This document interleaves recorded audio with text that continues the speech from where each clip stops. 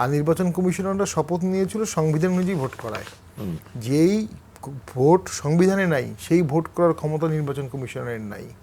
Strict অ্যাপ্লিকেশনে গণভোটটা আয়োজন করে নির্বাচন কমিশনাররা শপথ ভঙ্গ করেছে। দেন যখন গণভোট হয়ে গেল, মানে তো আপনি যে গণভোটে আমরা কথা বলছি এটারই বৈধতা নাই। অফকোর্স আপনার মানে আমার বক্তব্য না, একদম সংবিধান দিয়ে আমি আইন কানুন দিয়ে দেখাতে পারবো। তবে হ্যাঁ, একটা বৈপ্লবিক ব্যাখ্যার অপশন তো আছেই, এটা অস্বীকার করতে পারবো না আমরা।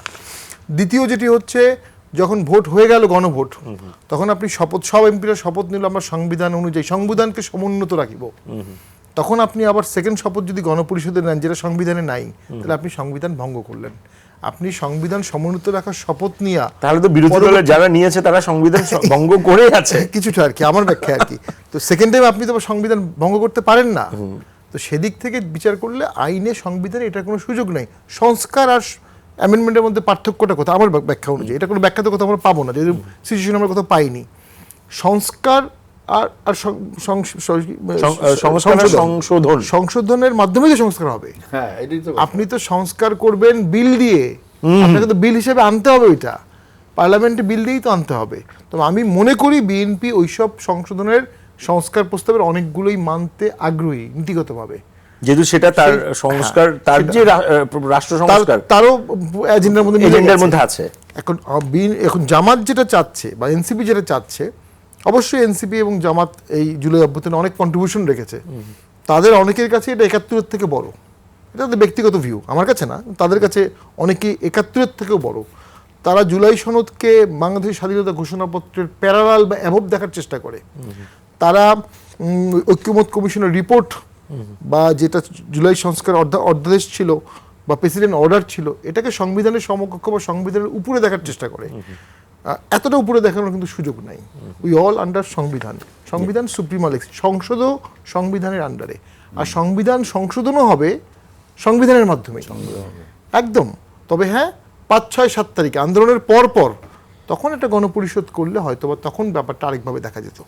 যেহেতু তখন এখন যে কাঠামোর মধ্যে আমরা আছি, চুপ থাকতে পারতো, হ্যাঁ, তখন এনারা থাকতে পারতো না। আর যেহেতু ইউনূস স্যার নিজেই এসে শপথ নিয়েছে সংবিধানে, উনি তো আর গণপরিষদের অপশন রাখেননি। যেহেতু ওই আলোচনাগুলো কি জিবারিশ, যেগুলো জিবারিশ না। এখানে আমি একটা পলিটিক্স বলি, এখানে জামাত সুকৌশলে তার একটা পলিটিক্স জিয়ে রাখছে। সেটা কেমন? বর্তমানে ইন্টারন্যাশনাল পলিটিক্সের যে অবস্থা, জিও পলিটিক্সের যে অবস্থা, বাংলাদেশের যে অবস্থা, কোনো প্রকার দোষ না থাকলেও বিএনপি দেশ চালাতে ব্যর্থ হতে পারে। কারণ ইকোনমির অবস্থা খারাপ, গ্লোবাল ইকোনমি, জ্বালানি টালানি সহ। তখন স্বাভাবিকভাবেই জন অসন্তোষ গড়ে উঠে। ওই অ্যাডভান্টেজের সাথে জুলাই মানে সনদটা বাস্তবায়ন না করার দাবি মিলিয়ে জামাত হয়তো বা কোনো এক সময় ভোটে বা অন্য কোনোভাবে ক্ষমতা যাওয়ার চেষ্টা করতে পারে। সেই অপশনটা তারা রেখে দিয়েছে। যদিও জামাত, আমি বলবো, ভোটের ক্ষেত্রে যেমন একটা অভাগা দল, এই কারণে বলবো ওরা এবার ক্ষমতার কাছাকাছি চলে গিয়েছিল, কিন্তু ভোট যখন আসলো তারা একা হয়ে গেল, চরমোনাই চলে গেল, অন্য কেউ আসলো না। তারা আওয়ামী লীগের কাছে ভোট চেয়েছে ইন্টারনালি, আমি জানি, কিন্তু আওয়ামী লীগে তাদেরকে ভোট দেয়নি, তারা একা হয়ে গেল। জামাতের এটাই প্রবলেম, জামাত একা হয়ে যায়। সেটা হচ্ছে জামাতের সবচেয়ে বড় টেকনিক্যাল প্রবলেম।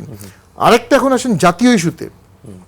দেখুন, এই ভোটে কিন্তু আওয়ামী লীগ আন্দোলন করেনি ভোটের সময়, তারা মাঠে কোনো বাধাগ্রস্ত করেনি। তারা বাধাগ্রস্ত করলে ভোটটা ক্ষতিগ্রস্ত হতো। ভোটটাকে তারা মেনে নিয়েছে, মনে নেয়নি কিন্তু মেনে নিয়েছে। একটি কারণে তাদের নিষেধাজ্ঞাটা থাকবে না, নিষেধাজ্ঞাটা রয়ে গেল।